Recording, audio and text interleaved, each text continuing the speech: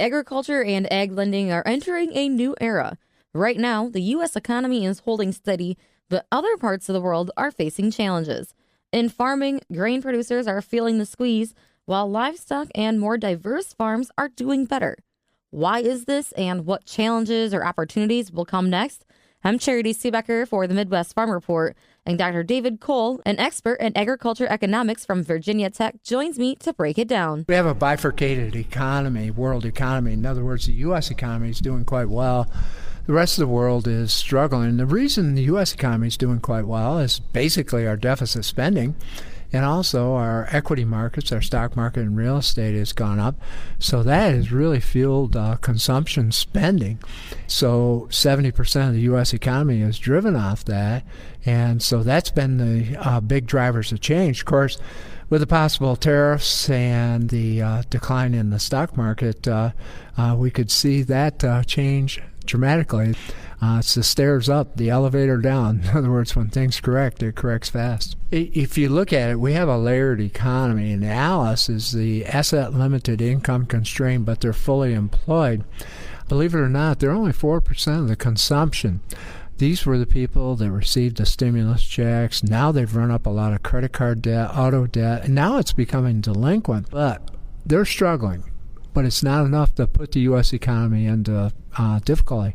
The one I'm watching really closely is the Henry Group. They're the high earners, but they're not rich yet. They'll earn $100,000 to $500,000 in household income. One of the things is they're struggling to buy a home because they're carrying considerable university debt, and plus interest rates are pretty high. So what do? Well, they haven't invested in the stock market or in the home, so they haven't had the asset appreciation. So they are spending. They'll go to the Cancuns, or they'll go to Europe. They'll go to the Super Bowl or Taylor Swift concert. But these people are very vulnerable, because these are the people, when we start watching unemployment statistics and watching them real close, these are the ones that are starting to get laid off. This group right here could put us into a recession light.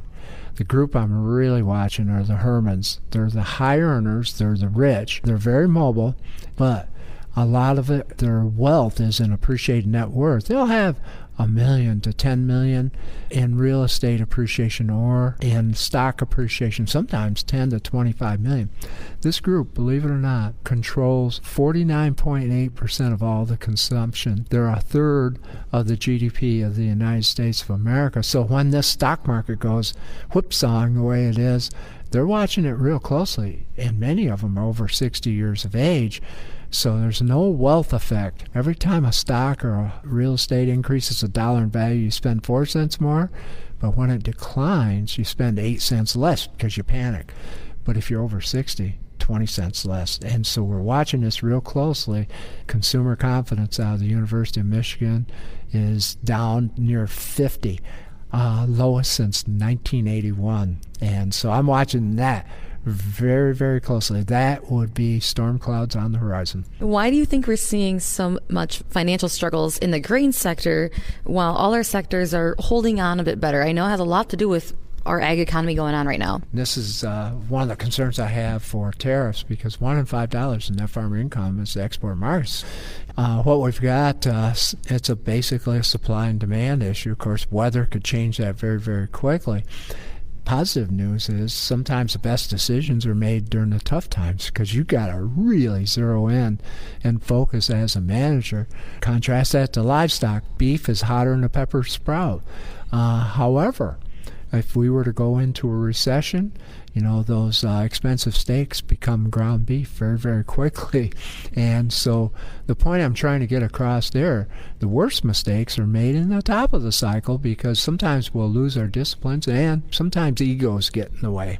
In other words, I'm leaving money on the table or something like that. Well, if you're going to be in this in the long term, you're going to leave money on the table. You've worked with farmers and lenders across the country. So how do the ag economies of Virginia or other places compare to Wisconsin? What stands out to you? It's real interesting. There are differences, yeah.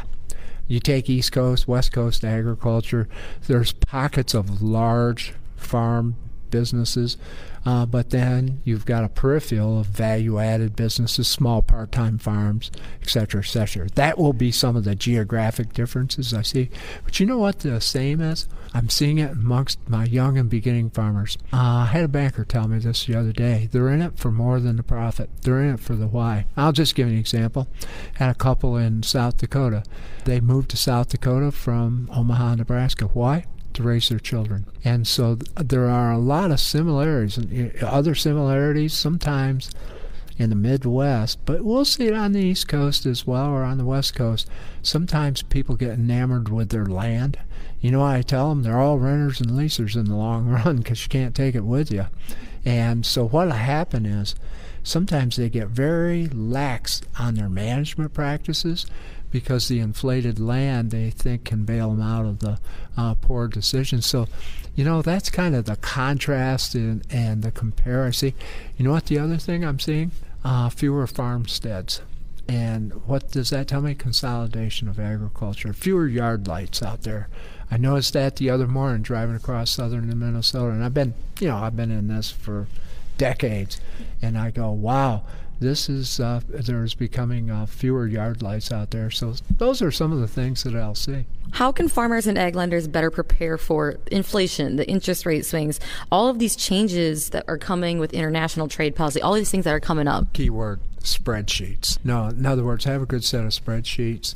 And what you got to do is you got to make up your assumptions. And again, everybody says, how can you make up your assumptions in this? This is where you do sensitivity analysis. What do we have this production or this price, this cost?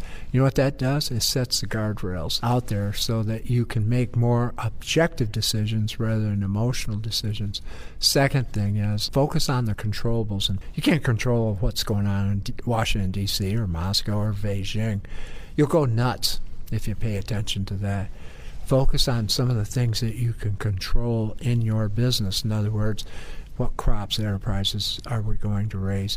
In other words, what do we have to do to get this level of production or this level of cost? What are we going to do on marketing and risk management so when that window comes, we can make it an objective? You got to remember, the human body only has X amount of energy. If you put all that energy to those uncontrollables, it's very, very destructive. And you know, in the long run, too, never equate your self-worth to your net worth because it's very fleeting. It's one of those things that appreciate your physical, mental health, spiritual health. It's very important to keep that balance out there in life. In your experience, what sets successful farmers apart during economic downturns? Oh, it goes back. They're very, very goal-oriented. They'll develop the cash flow. But you know what the other thing is? They'll have a good advisory team. Sometimes that advisory team could be a lender, farm management consultant type of instructor. It could be other peer. And sometimes the peers will hold them accountable. In other words, it's kind of like you're working out or everything. Well, I got to go down to the health club because so-and-so is going to be there to hold me accountable. That's one of the things that I find. You know what the other thing that I find? They have an educational mindset. They're deliberate on it, and they will go to educational events. And I'll hear some of them grumble, I haven't learned anything new. I've heard this before. Sometimes you got to take things from the back of your mind, put them up on the front burner. In other words, keeping that open mind. And what advice would you give for managing strained loan portfolios, or just advice in terms of navigating the next 25 years for the industry?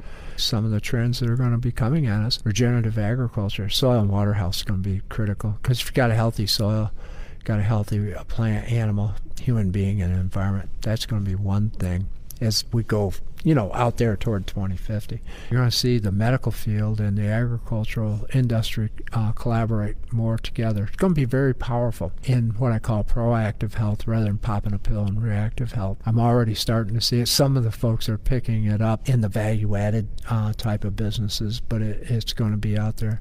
I think the other element is teach your children well. You think about it, 21% of American farmers and ranchers don't have another family to come back in. Sometimes that's the best because you don't have all that family baggage. So that transition plan to the next generation, very, very important. Once again, it's Dr. David Kohl along with us. Despite market pressures and shifting global dynamics, his message is clear. Success lies in thoughtful planning and resilience. For the Midwest Farm Report, I'm Charity Seebecker.